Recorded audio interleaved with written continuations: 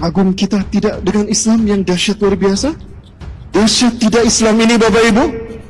Maka fitnah, semoga Allah melaknatnya, yang mengatakan bahwa Islam Arab ini arogan. Allahu Akbar. Berhenti kamu jadi manusia. Kita saksikan kematian dia yang akan hina. Dia mengingkari kemanusiaannya. Betul? Berani mengatakan Islam ini arogan. Dia tidak sadar. Yang kedua, ciri-ciri kiamat telah dekat. Gempa bumi di mana-mana. Jadi dalam waktu yang sama ketika masjid kosong, gempa di mana-mana. Gara-gara COVID-19 masjid kosong, betul? Dan gara-gara COVID-19 gempa terjadi di mana-mana. Sudah 200 bencana menimpa kita di awal tahun 2021, betul? Bencana alam adalah keperbuatan kita sendiri.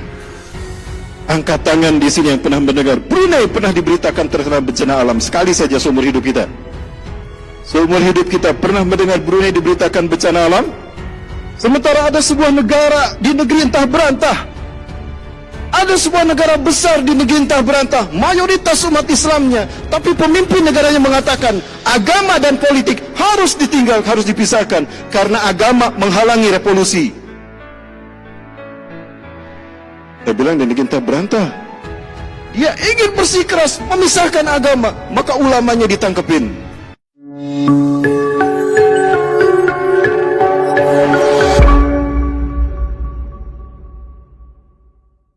Follow, subscribe, share dan like it ya, jangan lupa di subscribe ya. Baik, kita beranalogi Bapak sekalian. Analoginya insya Allah relevan. Ketika seorang penjahat dikejar-kejar oleh aparat kepolisian, dia adalah orang yang selama ini dicari-cari karena dia penjahat kelas kakap. Qadarullah dia bernasib sial hari itu, lari ke tempat yang buntu. Ketika dia terperangkap, di depan ada dinding tidak bisa dilewati. Ke bawah ada jurang yang kalau jatuh, wah pasti dia mati. Di samping ada pintu yang tidak bisa dia lewati. Dalam keadaan bingung begitu, polisi di belakangnya mengatakan, mau kemana kamu? Kena kamu! Di belakang ada 5 polisi yang menodongkan senjata kepadanya. Maka ketika berbalik, apa yang dilakukan oleh penjahat tadi? Apa Bu? Angkat tangan. Begini kan? Tidak begini.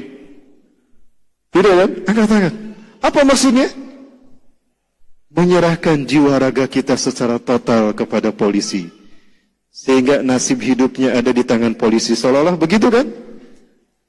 Andaikan polisi itu menarik pelatuknya, tamat barangkali riwayat penjahat tadi. Betul? Ini konsep tauhid yang diajarkan takbiratul ihram. Konsep berserah diri kepada Allah, totalitas jiwa raga kita serahkan pada Allah Subhanahu wa taala. Konsep penyerahan diri secara totalitas seperti ini bukan hanya fitrah manusia, semua makhluk sudah faham begitu cara menyerahkan diri kepada Allah. Contohnya makhluk yang satu ini.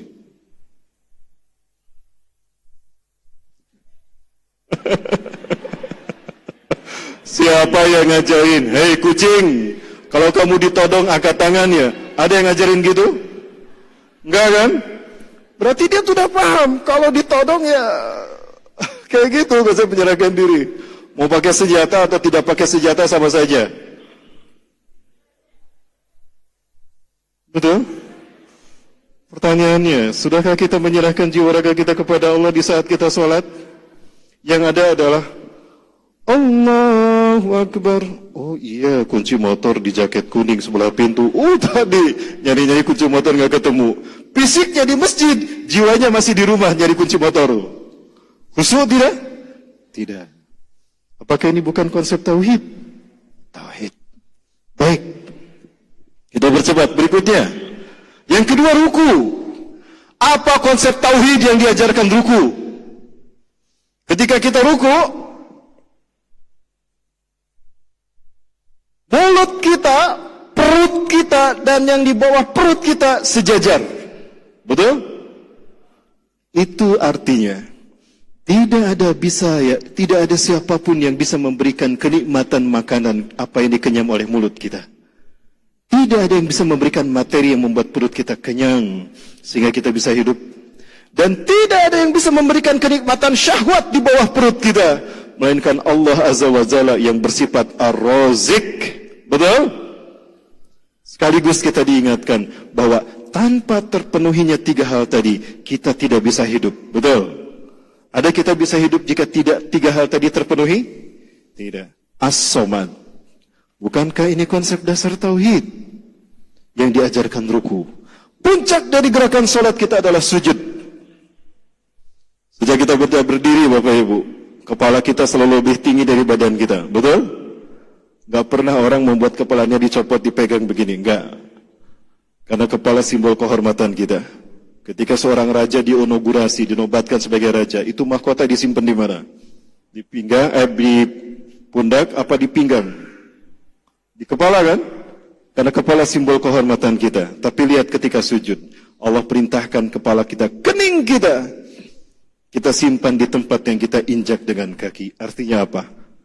Manusia tidak berhak sombong dengan apapun yang dimilikinya. Allah lah yang berhak sombong karena Dia Maha Besar. Karena Dia memiliki apa yang kita miliki. Termasuk nyawa dan hidup kita. Allah yang memiliki. Lalu kenapa kita sombong dengan pangkat dan jabatan kita? Lalu kenapa kita sombong dengan harta yang kita punya? Bukankah itu memilik Allah? Apakah ini bukan konsep dasar tauhid? Dan gara-gara perintah inilah, gara-gara amalan inilah yang ditinggalkan iblis. Padahal Ajazil seumur hidupnya tidak pernah maksiat kepada Allah. La ya'sullaha madama hayatihi walau kana tarfata ainin. Tidak pernah maksiat sedikit pun. Tapi ternyata takwanya dia ada pamrihnya. Dia sombong di hadapan Allah, merasa lebih baik daripada Nabi Adam. Maka dia tidak mau sujud pada Nabi Adam. Perintah ini yang dia tinggalkan. Saya husnuzon kepada iblis. Boleh husnuzon sama iblis? Boleh tidak, Bu? Pak, andaikan iblis bertobat hari ini, diterima gak taubatnya? Halo?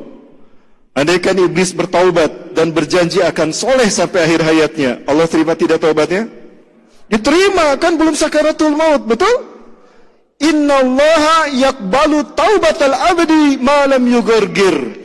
Allah akan menerima taubat seorang hamba sebelum dia sakaratul maut, termasuk iblis. Iblis tahu dalil ini, tapi pertanyaannya, apakah iblis bertobat hari ini? Kenapa dia tidak bertobat?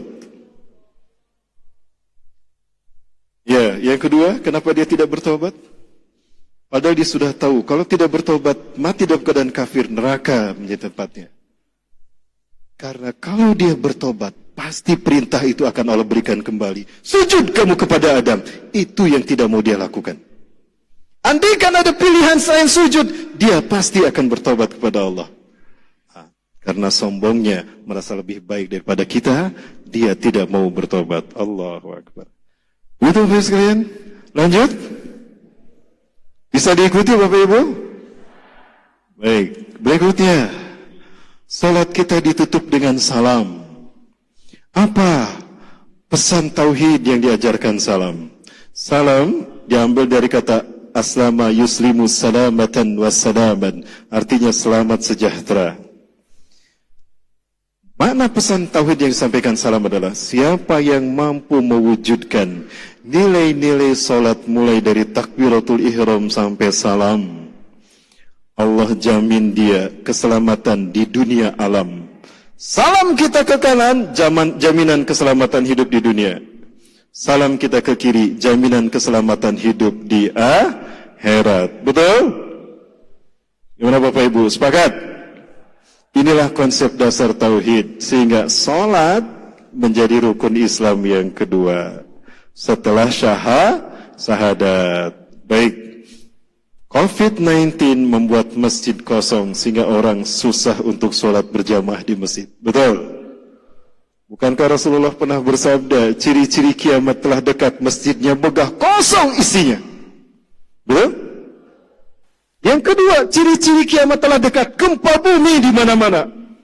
Jadi dalam waktu yang sama ketika masjid kosong, gempa di mana-mana.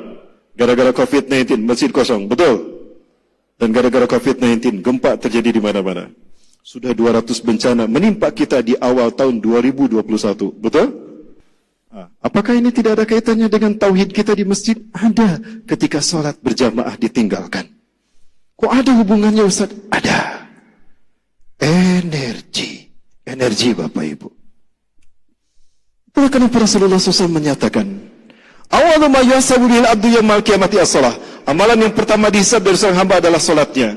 Apabila salatnya beres, faqad taba wa najah, maka beruntung dan selamatlah dia. Kenapa beruntung? Karena semua kebaikannya sampai ke akhirat. Karena solat kita ini lokomotif yang membawa gerbong kebaikan, gerbong sedekah, gerbong wakaf, gerbong mencari ilmu dan sebagainya. Terbawa sampai ke akhirat oleh solat kita. Maka selamat dia. Karena tauhidnya diakui, karena solat adalah konsep tauhid tadi. Sebaliknya, ketika solatnya rusak, rugi, kebaikannya tidak sampai ke akhirat. Celaka, tidak ada jaminan kebenaran tauhidnya. Nah, ini alasan kita, kenapa solat, pemahaman kami, kenapa solat menjadi rukun Islam yang kedua, setelah syahadat. Berikutnya Bapak Ibu sekalian, fenomena yang terjadi hari ini, ketika jogging 5 km kuat, tapi ke masjid 100 meter nggak kuat, betul? Jogging duluan dia paling ada, tapi ke masjid 100 meter nggak pernah hadir. Ya, kenapa demikian? Nah, ini fenomena akhir zaman. Bapak Ibu, jika kita berat melangkahkan kaki kita ke masjid, maka jangan harap kaki kita membawa kita ke surga. Jika kita susah melangkahkan kaki kita menuju kebaikan, jangan harap kaki kita menuntun ke surga. Baik Bapak Ibu rahmati Allah Subhanahu wa taala. Berikutnya, Bapak Ibu, kalau kita berjalan, di depan ada pertigaan jalan. Belok ke kanan ada berpapasan dengan UAS. Waalaikumsalam UAS. Waalaikumsalam Bu. Dari mana Bu? Habis belanja UAS. Mari UAS. Waalaikumsalam. Perasaan apa yang muncul dalam hati kita? Senang ya Bu ya? Senang tidak Bu ketemu UAS? Pernah? UAS selfie dulu. Nah, gitu kan? Senang ya? Baik. Sekarang ketika kita belok ke kiri, di kiri kita ketemu dengan seorang preman. Dan premannya belum pensiun. Karena kalau sudah pensiun ke masjid dia. Belum pensiun, wajahnya menyeramkan, penuh anting dan tato, berpapasan dengan kita. Bro, kemana bro? Ke sana. Perasaan apa yang muncul dalam hati kita? Perasaan? Kenapa perasaan takut yang muncul? Bertemu UAS senang, bertemu preman takut. Kenapa demikian? Energi. Itu yang namanya aura. Manusia adalah transmitter energi. Aura. Cuma gak tahu saya, kalau ketemu aura kasih, apa yang muncul dalam hati saya? Ustaz juga manusia Bu, tahu yang cantik dan yang enggak Bu. Saya juga manusia Bu. Maka ketika kita sholat, sebetulnya kita sedang mengirimkan iman Islam kita adalah bentuk gelombang energi. Bu, kita hidup di alam energi Bu. Apa yang kita lakukan kembali kepada kita. What does run comes run. Apa yang kita keluarkan akan kembali ke kita. Kita berbuat baik, energi kebaikan akan kembali. Kita berbuat buruk, kembali keburukan itu pada diri kita. Itulah sunatullah, hukum kausalitas, sebab akibat. Bencana alam adalah keperbuatan kita sendiri. Angkat tangan di sini yang pernah mendengar Brunei pernah diberitakan terkena bencana alam sekali saja seumur hidup kita. Seumur hidup kita pernah mendengar Brunei diberitakan bencana alam? Belum Pak, seumur hidup. Indonesia. Kok bisa? Bukankah kita mayoritas muslim? Ulama di mana-mana, masjid di mana-mana. Kok kita sering terkena bencana alam? Brunei tidak diberitakan. Karena Brunei menerapkan syariat Islam. Tauhid. Tauhid hidup di sana. Tauhid hidup di Brunei. Sementara ada sebuah negara di negeri entah berantah. Ada sebuah negara besar di negeri entah berantah, mayoritas umat Islamnya, tapi pemimpin negaranya mengatakan agama dan politik harus ditinggal, harus dipisahkan karena agama menghalangi revolusi. Saya bilang di negeri entah berantah, dia ingin bersikeras memisahkan agama, maka ulamanya ditangkepin. Apakah negara itu aman dari bencana alam? Nah, bukti kan? Bukti. Allahu Akbar. Baik, Bapak sekalian rahmati Allah. Nyambung tidak? Ah, itu namanya cocok logi itu. Baik, Bapak Ibu rahmati Allah SWT, kembali ke sini. Jadi manusia adalah transmitter energi. Jadi yakinilah Bapak Ibu, ketika kita sholat, kita mengirimkan iman Islam kita kepada Allah ke Ka'bah dalam bentuk gelombang energi. Kalau kita sholat khusyuk, sampai energi kita ke Ka'bah. Kalau kita sholat tidak khusyuk, energi kita jalan-jalan ke tempat di mana kita berpikir. Itulah kenapa kita sholat khusyuk. Kedua, walaupun kita sholat khusyuk, kalau sholat sendirian, ya energinya sekuat energi kita. Kalau lagi mood tuh, kalau energi sisa habis pulang kerja, ya lambat sekali, sekian kilobait. Tapi kalau berjamaah, energi jamaah digabung, cepat sampainya ke Ka'bah. Betul? Itulah kenapa sholat berjamaah lebih baik daripada sholat sendirian. Digabung energi kita berjamaah di bawah komando imam, cepat energi iman Islam kita sampai ke Ka'bah. Betul Bapak Ibu? Nyambung tidak? Ini bukan cocok logi. Kemudian kapanpun kita datang ke Ka'bah, orang selalu ada yang tawaf. Betul? Apa itu tawaf? Tawaf adalah ibadah mengelilingi Ka'bah yang sudah dilakukan sejak zaman Nabi Adam, dan ini dilakukan oleh seluruh alam semesta. Sadarkah kita, alam semesta berputar berlawanan dengan arah jarum jam. Maka ketika kita tawaf, kita mengikuti gerakan tauhid yang dilakukan alam semesta. Andaikan waktu kita panjang, saya ingin membuktikan kalau mulai dari makhluk terkecil yang bernama COVID-19 sampai dengan manusia yang multiseluler, Allah ciptakan dengan rumus tauhid 0,168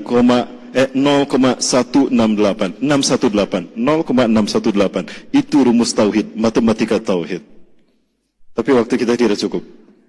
Kecuali saya sampai subuh, ayo. Kemudian tawaf dimulai dari titik startnya adalah garis yang sejajar dengan Hajar Aswad. Betul? Ditandai dengan ada lampu hijau sebelah kanan kita di dinding Masjidil Haram. Betul? Lalu ditutup dengan kita istilam atau mencium Hajar Aswad. Betul? Apa hubungannya ibadah haji dan umrah tauhid dengan mencium Hajar Aswad? Ada tidak hubungannya? Umar bin Khattab sampai bilang begini, ya Hajar al-Aswada, innani la araftu annaka hajarun. Lalu ra'aitu Rasulullah sama yuqabbiluka ma qabaltuk. Hei Hajar Aswad, aku tahu kamu teh batu. Kalau aku tidak melihat Rasulullah mencium kamu, ngapain cium kamu? Tapi aku melihat Rasulullah mencium kamu. Sini saya cium. Bismillahirrahmanirrahim, Allahu Akbar. Tidak sempat kita menciumnya karena jarak terpisah. Istilam kita, Bismillahirrahmanirrahim, Allahu Akbar. Wajah kita dihadapkan pada Hajar Aswad. Apa hubungannya dengan ibadah tauhid kita? Allahu Akbar. Bapak Ibu sekalian, pertama kali Nabi Ibrahim menerima Hajar Aswad bersama Nabi Ismail, warnanya putih. Putih. Tidak hitam. Silakan buka sejarah Hajar Aswad. Dan Hajar Aswad bukan berasal dari bumi, tapi dari luar kosmos kita. Dan Hajar Aswad adalah benda yang memiliki gelombang radiasi pendek di setiap permukaannya, seperti lampu, menyala di setiap sisinya. Kalau kita punya infrared, itu menyala tuh. Dan gelombang radiasinya sejauh 10.000 kaki alias 3,3 kilometer. Sejauh 3,3 kilometer, benda apapun yang tersentuh oleh gelombang radiasinya terekam di Hajar Aswad. Ketika kita menciumnya atau kita istilam di Masjidil Haram, wajah kita terekam oleh Hajar Aswad. Makin banyak wajah terekam, makin hitam dia. Itulah kenapa dinamakan Hajar Aswad. Imam Asy-Syafi'i rahimahullah mengatakan, nanti di padang mahsyar di yaumul hisab, Hajar Aswad akan menyalakan lampu menjarot ke dinding. Ya Allah, inilah hamba-hambamu yang memenuhi panggilanmu ya Allah, dengan melaksanakan, menyempurnakan tauhid mereka dengan ibadah haji dan umrah mereka. Allahu Akbar. Kagum kita tidak dengan Islam yang dahsyat luar biasa? Dahsyat tidak Islam ini Bapak Ibu? Maka fitnah, semoga Allah melaknatnya, yang mengatakan bahwa Islam Arab ini arogan. Allahu Akbar. Berhenti kamu jadi manusia. Kita saksikan kematian dia yang akan hina. Dia mengingkari kemanusiaannya. Betul? Berani mengatakan Islam ini arogan. Dia tidak sadar kalau dia manusia diciptakan menjadi manusia karena tauhid. Saya buktikan Allah membentuk tubuh kita dengan konsep tauhid. Waktu kita tidak cukup Bapak Ibu. Mohon maaf, saya agak sedikit emosi. Agama saya dihina. Kalau saya yang diludahi nggak apa-apa. Tapi kalau agama saya yang dihina, hadapi saya. Ada konspirasi ini Bu.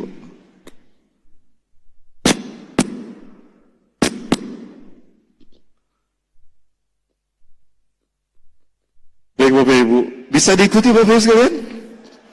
Ya, inilah dahsyatnya Islam. Nanti di padang masjid ketika dia umul hisab, Hajar Aswad akan menyerotkan wajah kepada cahayanya ke dinding. Ya Allah, inilah hamba-hambamu yang datang memenuhi panggilanmu, menyempurnakan tauhid mereka dengan ibadah haji dan umrahmu ya Allah. Bapak sekalian, jadi seolah-olah ada energi tauhid umat manusia yang menggantungkan bumi kita dengan Hajar Aswad, dengan aras Allah. Ketika kita solat, amal soleh kita dikirimkan solat, lalu dengan ibadah tawaf kita dikirimkan ke langit. Energi tauhid inilah yang membuat bumi kokoh tergantung dengan aras Allah, sehingga kuat bumi kita kokoh. Apa jadinya? Apa jadinya ketika masjid kosong? Orang yang sholat berjamaah pun mereka akan berkurang. Maka energinya pun berkurang. Maka gempa di mana-mana, musibah banyak terjadi. Betul? Nyambung tidak? Apakah ini bukan fitnah akhir zaman? Dulu saya tidak pernah membayangkan bagaimana bisa Rasulullah menyebutkan akan tiba saat suatu zaman di akhir nanti manusia akan terhalang melaksanakan ibadah haji dan umrah. Pertama kali saya membaca hadis itu saya tidak faham. Hari ini pandemi COVID-19 membuat saya faham. Orang terhalang dari ibadah haji dan umrah. Maka berkurang orang yang tawaf. Berkurang energi tauhid manusia. Maka berkurang energi tauhid. Berkurang energi yang mengikatkan bumi dengan aras Allah. Sehingga gempa, bencana, musibah di mana-mana. Betul? Allahu Akbar. Iblis dan Dajjal faham dengan hal semacam ini. Maka dia hancurkan tauhid kita dengan COVID-19. Dulu saya hanya memahami madhab itu ada 4. Ibadah kita dijelaskan, diuraikan penjelasannya oleh 4 madhab. Madhab Syafi'i, Maliki, Hanafi dan Hambali. Sekarang ada madhab kelima, madhab Qafidi. Madhab Qafidi. Ajaran madhab ini, masuk masjid pakai masker. Salatnya jaga jarak. Bukankah tidak sah kalau salat kita hidung kita terhalang, cadar aja harus dibuka? Halo. Ini madhab COVID-19. Tauhid kita diacak-acak. Jadi bukan darah kita yang dikucurkan di Palestina, bukan harta kekayaan umat Islam yang dirampas, bukan keringat kita yang diperas oleh cukong-cukong itu, tapi akidah umat Islam juga diperas habis, tauhid kita juga mereka peras. Allahu Akbar. Apakah ini bukan fitnah akhir zaman?